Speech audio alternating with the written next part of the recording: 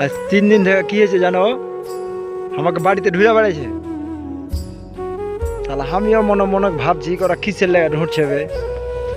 হারকে গ্রামে একটা ভাবি ছেলে হয়েছে, বুঝতে রেহ ছেলে হয়েছে তো কি হয়েছে জানো, ওর মুখ ছেলের মুখ বেলে আমার রকম হয়েছে, আমার মুখের রকম দিয়ে আর ওর আসুরা সবাই ঢুড়া বেড়েছে।